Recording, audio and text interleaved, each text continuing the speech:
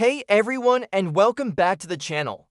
Today, we're tackling a topic that can feel a bit overwhelming, but is absolutely crucial for our financial well-being: choosing the right insurance policy. Think of insurance not as an expense, but as a safety net for you and your loved ones. It's about buying peace of mind, knowing that if the unexpected happens, you're protected.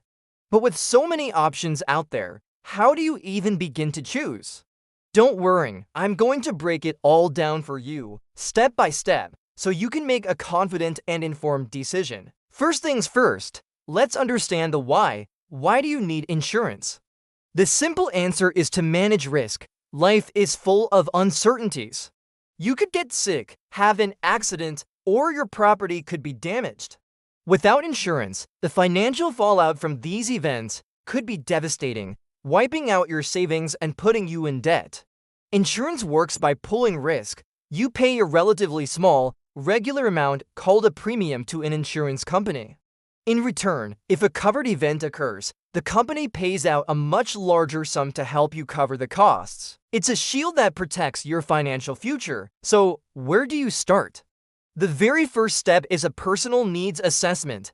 This isn't a one-size-fits-all situation. What your friend needs might be totally different from what you need. Take a good, honest look at your life. Are you single, or do you have a family that depends on your income? Do you own a home or rent? Do you have significant assets, or are you just starting to build your wealth? Think about your major financial risks. The biggest one for most people is the loss of income due to illness, disability, or death. This is where life insurance and disability insurance come in. If you have dependents, a mortgage, or other large debts, life insurance is non-negotiable. It ensures your family can maintain their standard of living if you're no longer around. Disability insurance is equally important, as it replaces a portion of your income you become too sick or injured to work. Statistically, you're more likely to become disabled during your working years than to pass away, so don't overlook this one. Next up is health insurance. In many places, this is a must-have, and for good reason. Medical bills can be astronomical when evaluating health insurance plans. Don't just look at the monthly premium. You need to consider the deductible, which is the amount you pay out of pocket before insurance kicks in. Also, check the co-payments and co-insurance. These are the amounts you lines pay for each doctor's visit or medical service. A plan with a low premium might have a very high deductible, which could be a problem if you need frequent care. Think about your current health. Do you have chronic conditions or take regular prescriptions? Make sure the plan you choose has a good network of doctors and hospitals in your area and covers the specific services and medications you need. Now let's talk about protecting your stuff. This is where property and casualty insurance comes into play.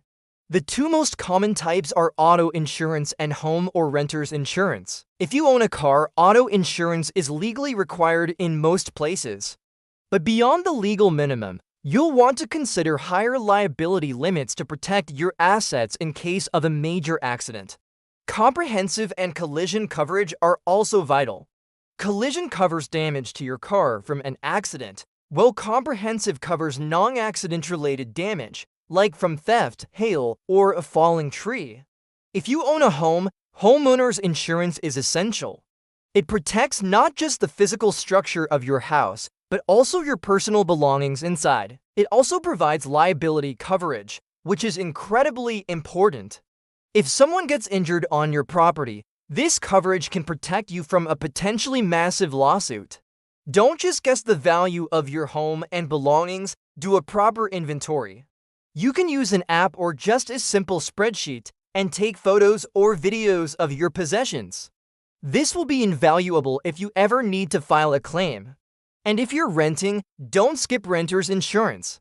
Your landlord's policy only covers the building, not your personal items. Renter's insurance is surprisingly affordable and can save you from having to replace everything you own out of pocket after a fire or theft. Okay, so you've assessed your needs. The next step is to shop around and compare policies. This is so important. Don't just go with the first quote you get. Prices and coverage can vary wildly between different companies. You can do this in a few ways. You can go directly to the websites of individual insurance companies. This is great if you already have a few trusted brands in mind. Another option is to use an independent insurance agent or broker. The benefit here is that they work with multiple companies and can do the shopping for you. They can offer expert advice and help you find the best combination of coverage and price for your specific situation. There are also online comparison websites that let you see quotes from several providers at once. Whichever method you choose, make sure you're comparing apples to apples. A cheap quote isn't a good deal if it offers significantly less coverage. When you're comparing policies, you need to read the fine print. I know it's boring, but it's where the crucial details live. Look for the exclusions. What does the policy *not* cover?